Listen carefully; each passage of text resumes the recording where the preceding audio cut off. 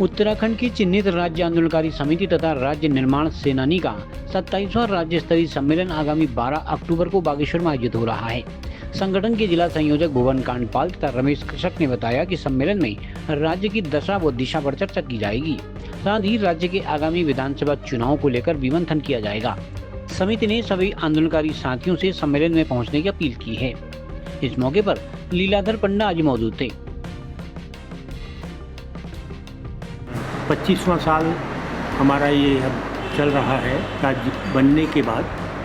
इसे जब हम देखते हैं तो गांव से लेकर नगर तक, नगर से लेकर राजधानियों तक बहुत से सवाल थे। राजधानी का सवाल था, पूरे क्षेत्र का सवाल था, परिसीमन का सवाल था, बहुत सारे सवाल। और इधर आपने देखा होगा रोजगार को लेकर जो सवाल उठते हैं, भ्रष्टाचार को लेकर जो सवाल उठते हैं, तो एक सवाल राज्य आंदोलनकारियों से बार बार उनके सामने आता रहा कि ये जो राज्य बना है इसमें राज्य की जो मीमांसा थी, जो आंदोलन की मुद्दे थे, मांगे थी, वो कहाँ खड़ी है। तो राज्य आंदोलनों का सभी जगह के राज्य आंदोलनकारी ही नहीं, जो हमारा अपना संगठन है, राज्य स्तर का संगठन है और राष्ट्रीय स्तर पर काम करता है, उसने जब ये सारे सवाल सुने, जाने, समझे, तब तय हुआ कि इस बार जो हम अपना वार्षिक अधिवेशन करें वो हम पहाड़ में करें, जहाँ से सबसे ज़्यादा सवाल उठकर सामने आ रहे हैं। तो सबसे बड़ी बात तो खुशखबरी थी कि इस बार वो जो हमारा राज्य स्तर का सम्मेलन है वो बागेश्वर में होने को है, दिनांक 12 इसी महीने तारीख को।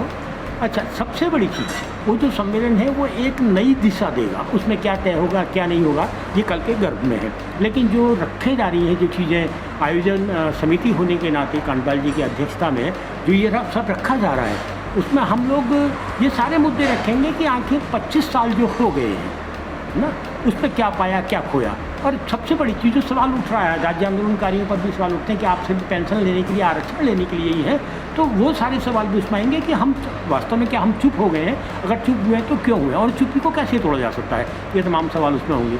और उसमें जो सबसे बड़ी चीज़ होगी वो ये होगी कि अभी एक फैशन चल गया पूरे देश में। अगर हम देखें तो अन्ना आंदोलन के बाद एक नया फैशन आया था कि एंटी इनकम्बेंसी वोट को खड़ा करके उस सरकार को जिता दो जिस सरकार के खिलाफ लोग खड़े हो गए हैं। आप देख रहे हैं कि अभी बिहार में जो चुनाव चल रहे हैं तो वहाँ पर एक ऐसा आदमी पूरी की पूरी ताकत के साथ, और पूरा का पूरा मीडिया उसको सहयोग कर रहा है कि साहब आप पूरा करिए और आप ही सबसे बड़े नेता के रूप में। क्यों? क्योंकि वहाँ पर जो सत्ताधारी दल है वो 15, 20, 25 साल से वो कमज़ोर हो गया है। ऐसे उत्तराखंड में भी आप देख रहे होंगे कि बेरोजगार संगठन का आंदोलन 3 साल पुराना आंदोलन फिर अचानक सामने आता है और एक बहुत हल्की मांग के साथ कि CBI जाँच, जबकि CBI को आप एक तोता कहते हैं, दूसरा तीसरा।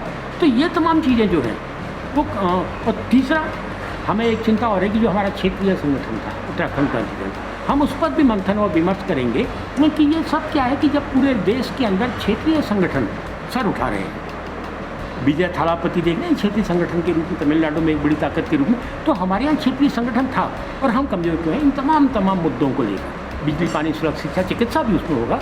एक सम्मेलन है और उसी सम्मेलन की जो तैयारियाँ आजकल हम लोग कर रहे हैं, तब हमें लगा कि थोड़ा सा आप लोगों से भी बातचीत कर लिया, तो आप लोगों को आज कष्ट दिया है और सिर्फ इसीलिए कष्ट दिया है ताकि जो मंथन है वो थोड़ा सा और विस्तार कर सकें। एक्चुअली हम इसको जिला सम्मेलन के रूप में पहले दिनों में हमारी रूपरेखा तय थी, लेकिन बाद में बृहद चर्चा के बाद हमने इसको राज्य स्तरीय स्वरूप देने का मन बनाया है। आयोजन समिति आगामी 12 तारीख अक्टूबर को मेरिन पैलेस बागेश्वर में एक राज्य स्तरीय आयोजन करने जा रही है, जिसमें राज्य सरकार को चेताने के लिए हम व्यापक रणनीति भी तय करेंगे और 25 वर्षों का जो लेखा जोखा है इस राज्य की अवधारणा के विपरीत जो कार्य यहाँ पर हो रहे हैं इन राष्ट्रीय दलों द्वारा, वो जन आकांक्षाओं के अनुरूप यहाँ पर कोई भी कार्य नहीं हो रहे हैं। एक नवचेतना और नई उमंग के साथ हम आगामी जो हमारी पीढ़ी है उससे अपेक्षा रख रहे हैं कि इसको धारदार कुंद तरीके से मूवमेंट को हम लें, क्योंकि बहुत लंबा अर्सा बीत गया है। जल जंगल ज़मीन का मामला हो या यहाँ की अन्य व्यवस्थाएं हैं, उनमें हमने बहुत व्यापक तरीके से इन सरकारों से अपनी नीतियों को साझा करना है और अगर नहीं होता है तो एक व्यापक आंदोलन की रूपरेखा भी इस सम्मेलन में यहाँ पर तैयार की जाएगी।